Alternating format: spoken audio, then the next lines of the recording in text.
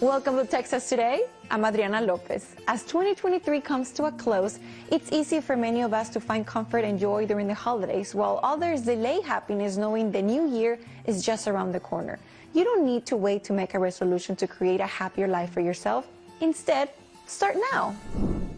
Here to share some tips with us is licensed professional counselor Esther de la Rosa. Welcome to Texas Today. How are you? Good. Thank you for having me. Of course. Okay, so I have noticed that a lot of times we delay our happiness until the holidays. Why do we do that? Yes. In most cases, we delay our happiness because we're looking at it as a final destination. We're waiting for an event. We're waiting for a specific moment. But what we see is that happiness is actually a process. Anticipation is part of what contributes to happiness. That's what makes Christmas so special, that we're anticipating Christmas for almost 2 months. So delaying happiness because we're waiting for a promotion, we're waiting for a vacation, we're waiting for a specific event is what makes us not enjoy the moment, but we want to do it all the way. What does social media have to do with this? Does it impact us negatively? What we have noticed is that social media has a negative impact on our emotions because the emotions that social media triggers is envy, jealousy, comparison, because we are seeing somebody else's highlight, their highlight of their lives. And so when we're looking at that, we're comparing ourselves to that. For instance, a family picture. There's going to be a child that may be crying. The family that we see on the pictures from our friends is perfect because that's the final take. The one we see our kids not wanting to be on the picture or our friends not being there. And so we compare and we think that they are perfect, but we're struggling. So social media has a negative impact because of the emotions that it triggers. It triggers negative emotions such as comparison, envy, and jealousy. And we think that everybody else has figured it out and everybody's perfect and we're just trying to figure it out. Correct. What tips can you give us so that way we can enjoy the process and not just waiting for the end result? Absolutely. One of the tips that we always recommend is to have a gratitude journal because gratitude is the antidote to envy or to jealousy.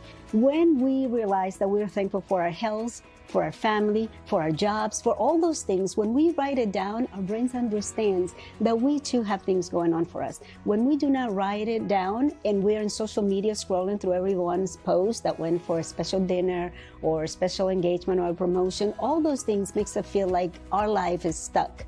When we write it down, we can see it. So we recommend not just think about it, to actually write it down. Gratitude is the antidote to envy and jealousy. So our emotions changes and we experience dopamine flow.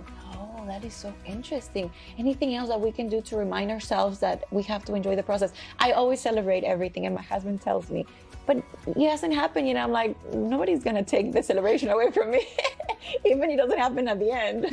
Yes. What we said is exactly what you were saying, is to anticipate and to laugh a little bit more.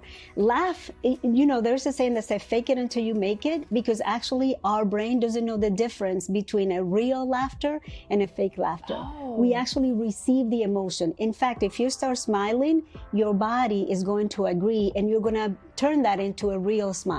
We can start just with a fake smile for the picture. And if you hold it long enough, you start smiling because the brain doesn't recognize. So laughing, use humor. There is a classical Christmas song that says, "We need a little Christmas now."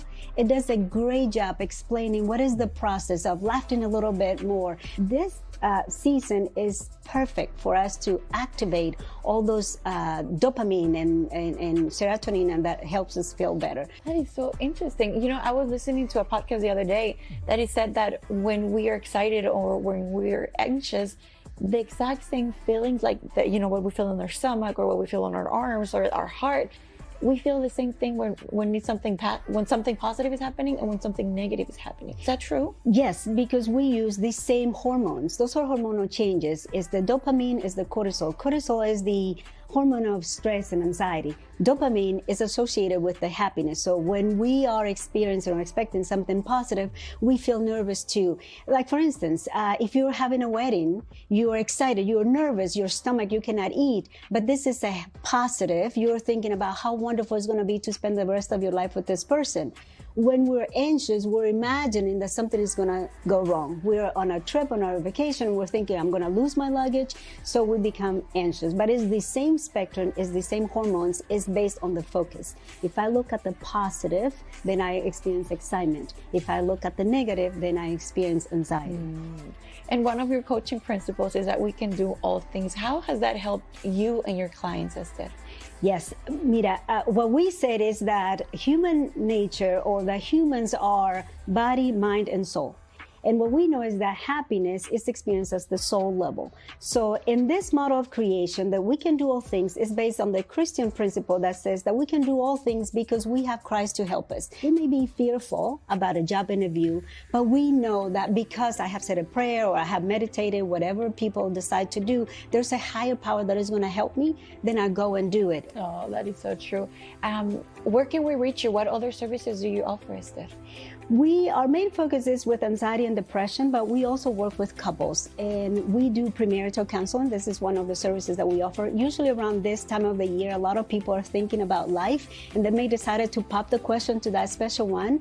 We say that premarital counseling can help the couple prepare for a lasting, successful, happy marriage. And so we offer that service as well. And of course, they can find us at our website, positiveactionsinternational.com, or they can call our office directly. Can I give this number? Of course. 817-807-0058. Perfect. Well, thank you so much for joining us today, Esther.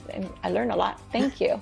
Thank you for having me. To learn more about this topic or to book an appointment with Esther, go online to positiveactionsinternational.com.